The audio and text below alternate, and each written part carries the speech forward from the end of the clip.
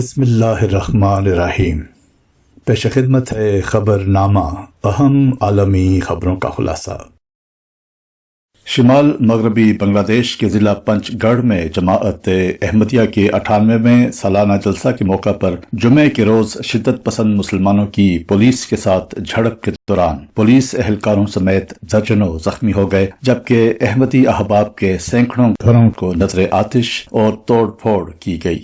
اس دوران ایک احمدی نوجوان انجینئر زاہد حسن گہرے زخموں کی تاب نہ لاتے ہوئے شہید ہو گئے۔ اس موقع پر بارڈر گارڈ بنگلہ دیش اور ریپڈ ایکشن بٹالین کی ٹیمیں تعینات کی گئی تھیں، تاہم ضلعی پولیس نماز جمعہ کے بعد شروع ہونے والے تشدد پر قابو پانے میں ناکام رہی اور شام دیر گئے تک ہنگامہ آرائی گھنٹوں تک جاری رہی۔ اس دوران ایک حملہ آور بھی پولیس کی گولی سے جان سے ہاتھ دھو بیٹھا۔ پنچ گڑھ کے ایڈیشنل پولیس سپرنٹینڈنٹ شفیق الاسلام کے مطابق یہ تصادم پورے پنچ گڑھ قصبے اور اس سے باہر پھیل گیا، جبکہ پولیس اہلکار شدت پسندوں کی طرف سے اینٹوں کی بوچھاڑ کے نیچے آ گئے، جو احمدیوں کو اپنے جلسے سے روکنے کے لیے ان کے ایک بہت بڑے ہجوم کو لڑائی میں شامل ہونے پر اکسانے میں کامیاب ہو گئے۔ اس واقعہ کے بعد ضلع انتظامیہ نے 3 روزہ جلسہ ملتوی کر دیا جو جمعہ کو شروع ہونا تھا۔ اس کے بعد تقریباً 500 لوگوں نے دوپہر 2 بجے کے قریب احمدیہ گاؤں پر دھاوا بول دیا اور رات کے بعد بھی گھنٹوں احمدیہ گاؤں کے گھروں کو لوٹا، توڑ پھوڑ کی اور تشدد بھی کیا۔ ترجمان جماعت احمدیہ بنگلہ دیش احمد تبصیر کے مطابق احمد نگر گاؤں میں 2500 سے زیادہ لوگ رہتے ہیں۔ گاؤں کے تقریباً 100 گھروں کو مذہبی جنونیوں نے نذر آتش کیا اور توڑ پھوڑ کی۔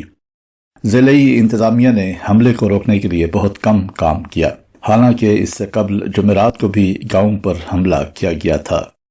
واضح رہے کہ امام جماعت احمدیہ عالمگیر حضرت مرزا مسرور احمد خلیفۃ المسیح الخامس ایدہ اللہ تعالی بنصرہ العزیز نے اسی روز خطبہ جمعہ کے اخیر میں بنگلہ دیش کے احمدیوں سمیت پاکستان، برکینا فاسو اور الجزائر کے احمدیوں کے لیے دعا کی تحریک بھی کی۔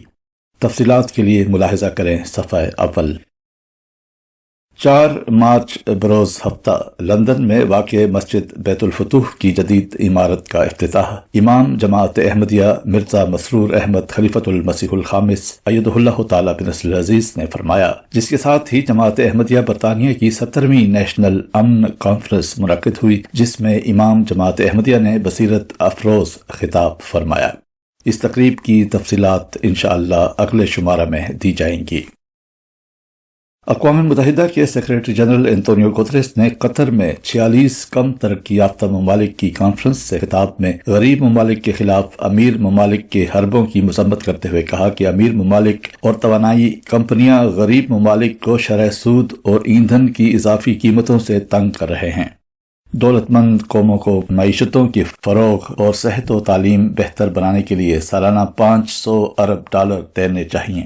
قرضوں میں ڈوبے اور کم وسائل والے ممالک کو معاشی ترقی کے چیلنجز درپیش ہیں۔ عالمی مالیاتی نظام اپنے فائدے کے لیے امیر ممالک نے ڈیزائن کیا۔ امیر ممالک غریب ریاستوں کو موسمیاتی تبدیلی سے لڑنے میں مدد کے لیے سینکڑوں ارب دینے میں ناکام رہے۔ عراق کی عدالت نے 4 سابق سرکاری عہدیداران کو قومی خزانے سے $2.5 ارب غبن کرنے کے الزام میں گرفتار کرنے کا حکم دے دیا۔ ان عہدیداران میں سابق وزیر خزانہ اور سابق وزیر اعظم مصطفیٰ القاظمی کے رشتہ دار بھی شامل ہیں، جو اب بیرون ملک مقیم ہیں۔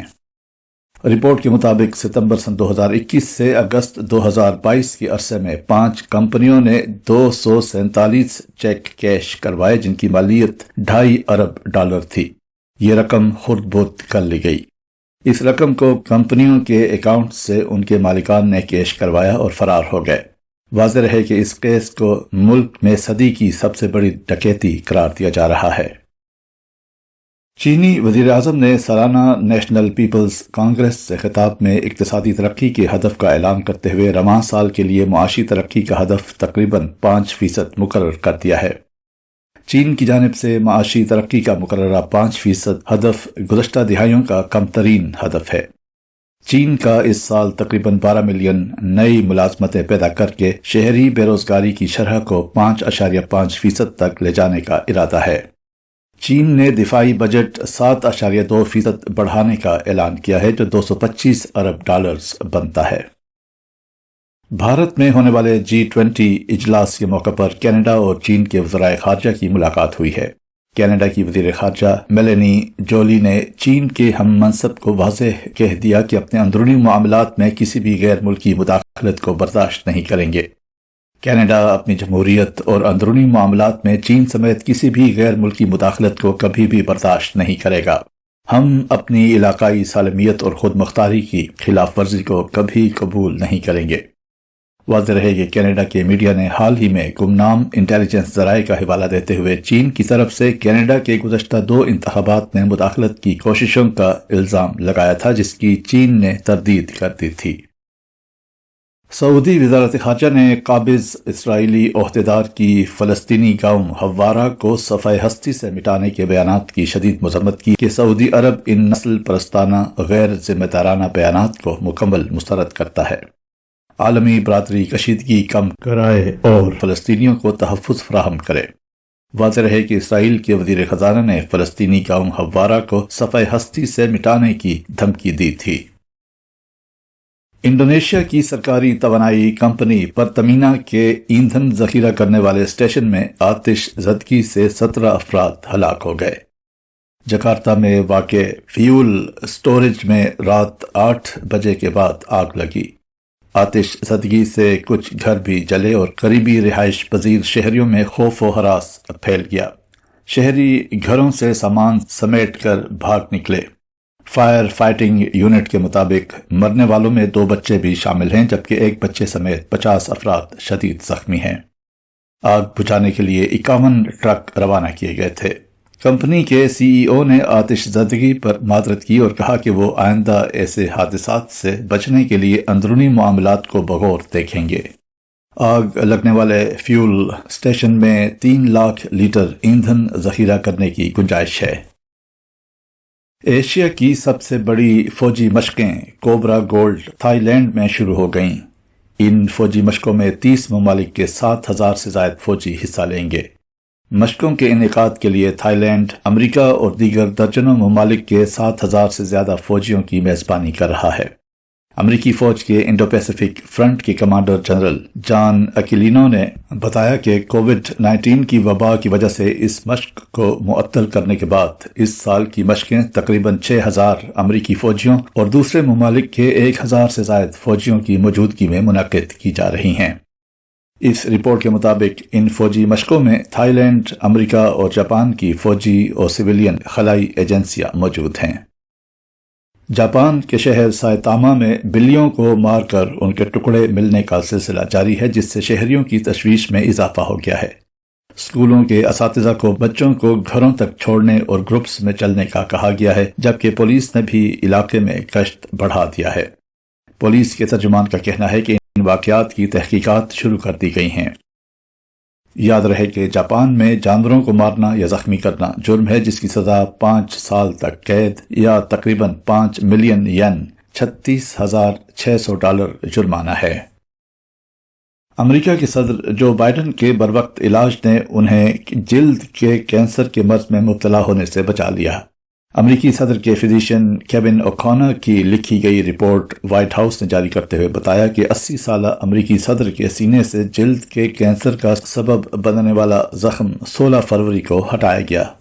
امریکی صدر کو مزید علاج کی ضرورت نہیں اور وہ اپنے فرائض کی ادائیگی کے لیے مکمل فٹ ہیں۔ یاد رہے کہ امریکی صدر جو بائیڈن اس وقت ڈیموکریٹس کے درمیان موضوع بحث بنے ہوئے ہیں کہ وہ سن 2024 میں ہونے والے انتخابات میں حصہ لیں گے یا نہیں۔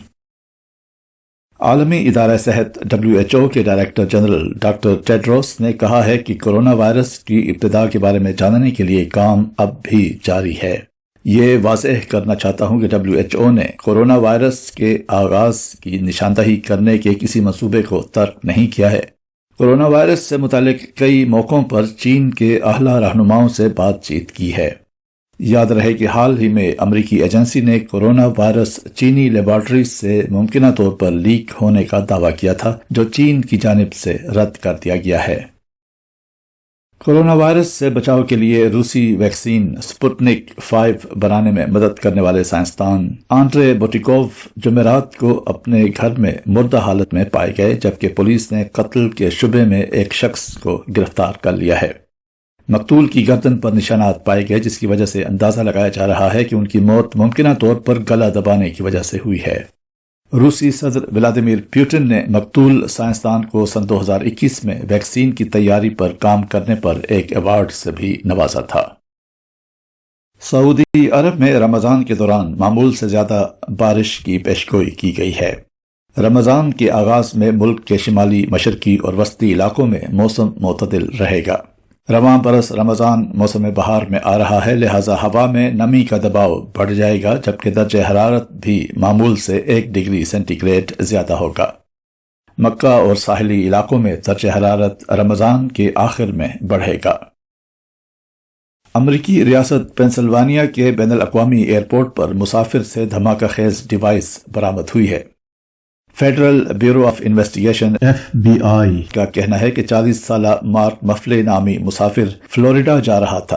تلاشی کے دوران بیگ کو چیک کیا گیا تو الارم بج گیا۔ بیگ میں ایک گول چیز تھی جس میں 2 فیوز اور کچھ سفوف تھا جو مومی پاؤڈر اور پلاسٹک میں لپیٹا ہوا تھا۔ TSA ترجمان کا کہنا ہے کہ FBI اور مقامی قانون نافذ کرنے والے اداروں کے ٹیکنیشینز نے تصدیق کی کہ یہ دھماکہ خیز ڈیوائس ہے۔ الارم بجنے کے بعد مفلی کو ایئرپورٹ سیکیورٹی کے پاس جانے کے لیے کہا گیا، لیکن وہ چند منٹ بعد ہی ایئرپورٹ سے نکل گیا۔ بعد ازاں اسے شام میں گھر سے گرفتار کر لیا گیا۔ Pakistan electronic media regulatory authority PEMRA نے سابق وزیر اعظم پاکستان عمران خان کی تقاریر، بیانات، براڈ کاسٹ اور ٹیلی کاسٹ کے حوالے سے عائد پابندی کا نوٹیفیکیشن جاری کر دیا ہے، جس میں کہا گیا ہے کہ T V channels Imran Khan کا لائیو ریکارڈڈ بیان، تقاریر نشر نہیں کر سکتے۔ عمران خان مسلسل ریاستی اداروں کے خلاف بے بنیاد الزامات لگا رہے ہیں۔ پیمرا نے نوٹیفیکیشن میں کہا کہ عمران خان کی تقاریر براہ راست یا ریکارڈڈ نہیں چلائی جائیں گی۔ عمران خان کی تقاریر اور بیانات پر پابندی کا اطلاق فوری طور پر ہوگا۔ اشتعال انگیز بیانات کے ذریعے عمران ریاستی اداروں، افسران کے خلاف نفرت پھیلا رہے ہیں۔ یہ تھا اہم عالمی خبروں کا خلاصہ۔ مطبوعہ الفضل انٹرنیشنل، منگل 7 مارچ سن 2023، صفحہ 24، طارق مرزا کی آواز میں۔